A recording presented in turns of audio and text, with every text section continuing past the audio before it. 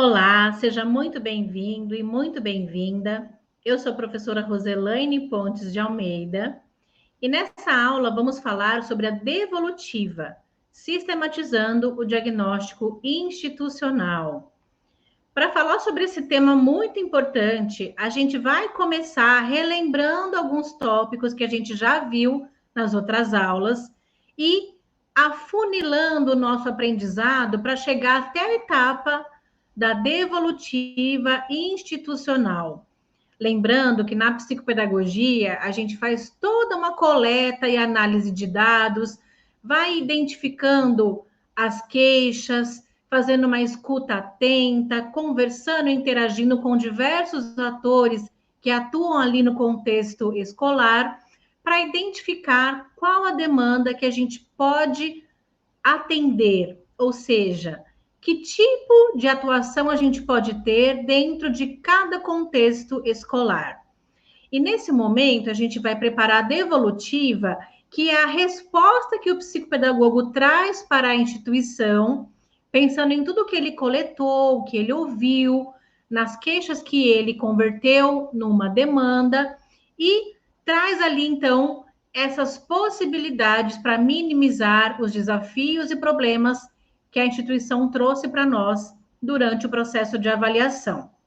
Então, para a gente começar aqui, a gente vai relembrar esses passos que a gente tem no processo de avaliação institucional, que é um processo com começo, meio e fim, que vai demandar um exercício nosso de afastamento da instituição para poder olhar de um ponto de vista ético, responsável, mas também coerente com as demandas do espaço escolar. Então, a gente tem aqui observação, levantamento e análise dos dados e da queixa trazida pela escola.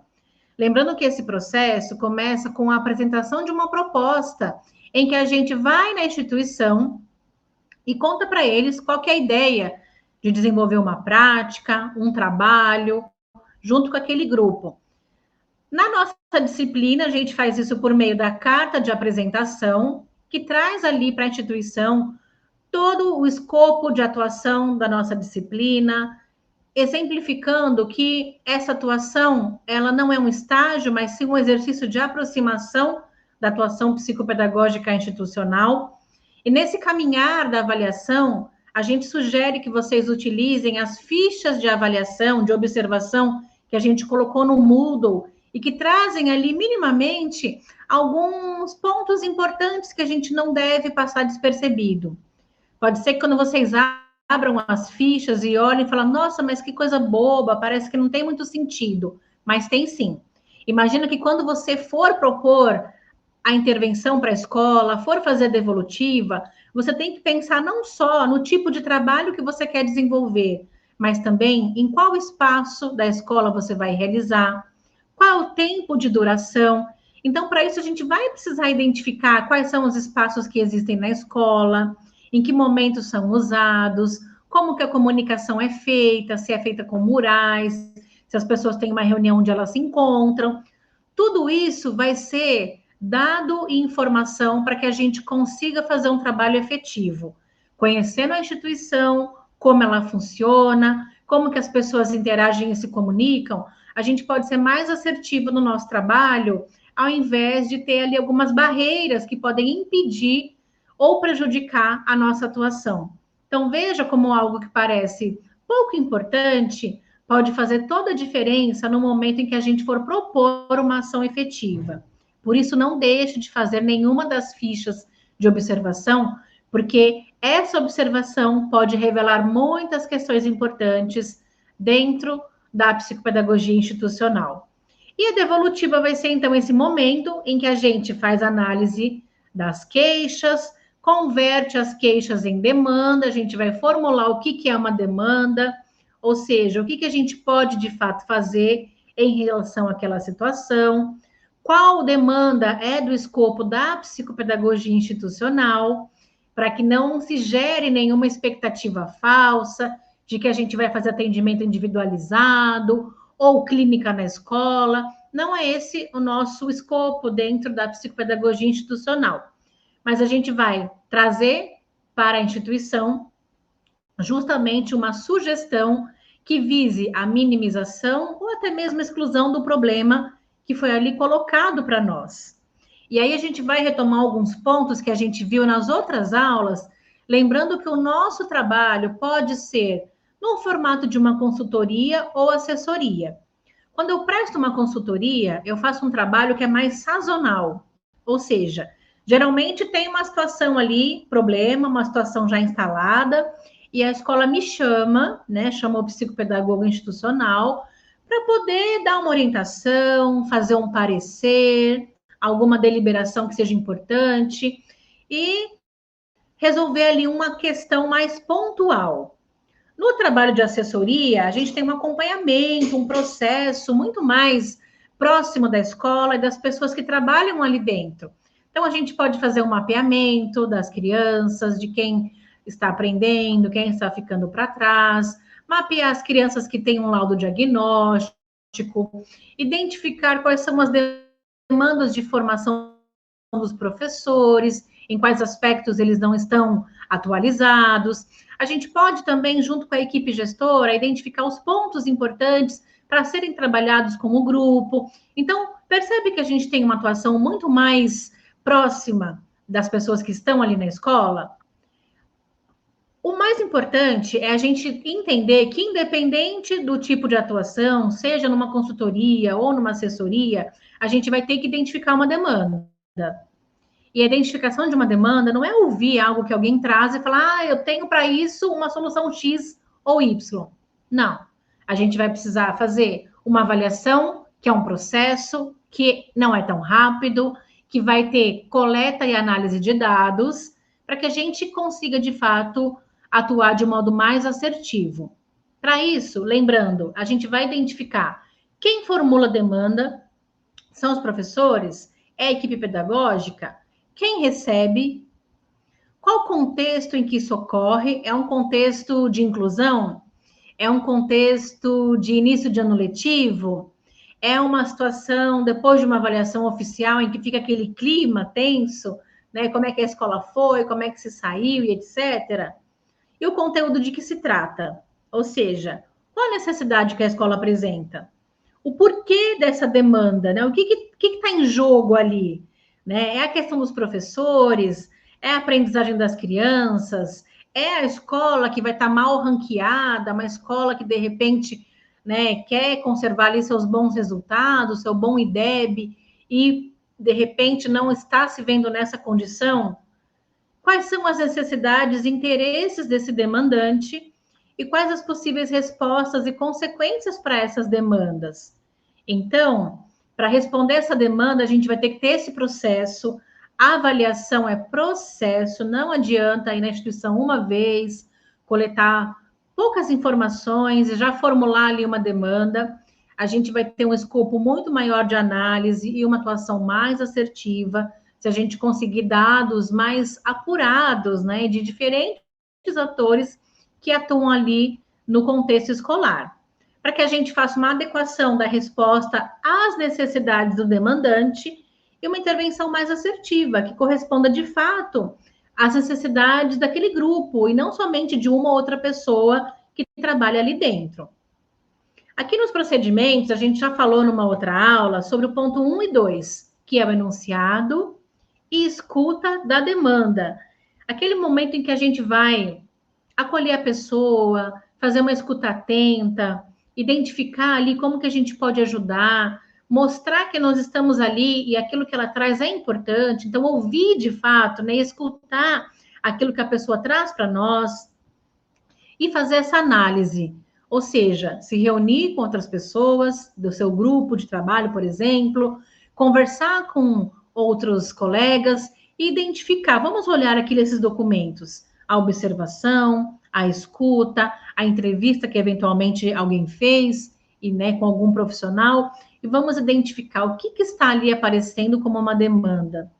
E qual que é a demanda velada, oculta? Ninguém comentou a respeito, mas é uma questão importante. Será o desempenho das crianças? Será uma questão de formação de professores?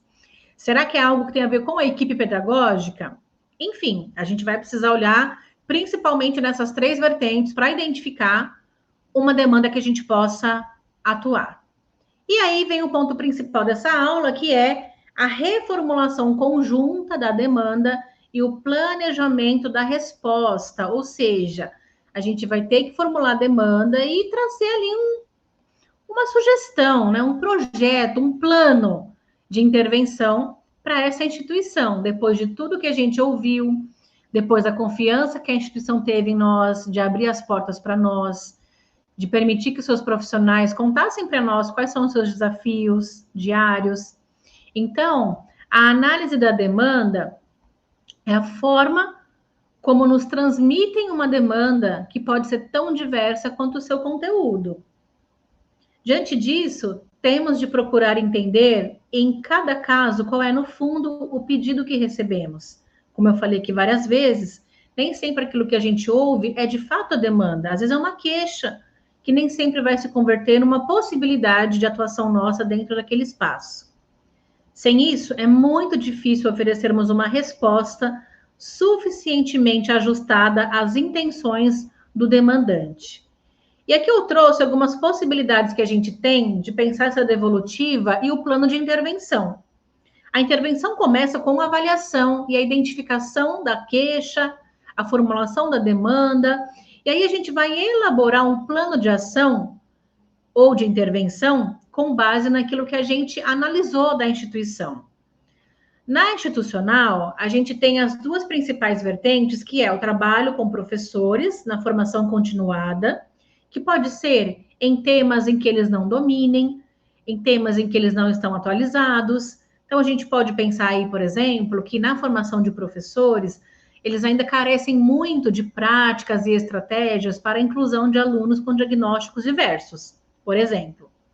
Outra questão mais importante é que atualizações em neurociências, atualizações em práticas baseadas em evidências, é algo que pode ser uma demanda, haja vista que na formação inicial a gente não tem esse conteúdo na pedagogia ou na licenciatura. Então, isso pode ser um aliado no trabalho do professor que quer atuar de modo mais contemporâneo, respondendo às demandas do dia a dia da escola dos tempos atuais. Por exemplo, pensando na inclusão, pensando em metodologias ativas, pensando na estimulação precoce de crianças. Então, antes do problema se instalar, que tal fazer uma intervenção precoce? Além disso, o atendimento coletivo às crianças, em que a gente pode fazer pequenos agrupamentos para fazer uma estimulação preventiva de habilidades prévias, por exemplo. Se eu penso em leitura escrita, atividades prévias seria um trabalho com vocabulário, consciência fonológica, atividades de conhecimento alfabético. Mas eu também posso trabalhar a prevenção pensando em questões de comportamento, uma intervenção de funções executivas para autorregulação, não é isso? Para desenvolver habilidades de reconhecimento das emoções e autogestão dessas emoções por parte das crianças. Então, vejam que dentro desses 2 escopos, a gente tem uma possibilidade bastante grande para ofertar para as escolas uma atuação em que a gente possa contribuir. E aí, como a gente está vendo aqui na direita, a gente pode contribuir de forma preventiva, quando não tem um problema instalado ainda, em que a gente pode contribuir com as crianças que estão ali na fase de aprendizado, de desenvolvimento. Nós temos uma justificativa muito boa para trabalhar a prevenção, que é o fato de termos passado por uma pandemia há muito pouco tempo atrás. Então, nós sabemos que os resquícios, né, enfim, dessa pandemia ainda vão perdurar por muitos anos. Essas crianças a gente pode considerar de risco para desenvolver dificuldades de aprendizagem. Então, por que não a gente já iniciar um trabalho de prevenção em que a gente traga as habilidades que elas precisam desenvolver e, com isso, a gente minimiza problemas de aprendizagem nos anos posteriores, especialmente no ensino fundamental 1, que é quando esses problemas começam a aparecer com mais evidência. Outra forma de trabalho é a remediação. Quando já tem uma situação instalada, crianças com dificuldade, crianças com diagnóstico, e que o professor não sabe muito por onde conduzir o trabalho pedagógico. A gente pode trazer ali formação para os professores, em temas que eles já precisem colocar em prática, ou também na prevenção, com temas mais atuais e contemporâneos. Como as crianças, a gente pode pensar na recomposição de aprendizagem, no reforço escolar no contraturno, ou na abordagem de resposta à intervenção, que é aquela intervenção que a gente faz dentro da escola, visando inserir práticas baseadas em evidência científica no dia a dia do cotidiano do professor. Então, a gente faria uma formação de professores, trazendo essas estratégias, que nada mais são do que estratégias eficazes para leitura, escrita, funções executivas, matemática. E um ponto importante da intervenção é que, para ela ser eficaz, ela tem que acontecer pelo menos 3 vezes por semana dentro da escola, quando aplicada pelo professor, de 20 a 30 minutos por dia.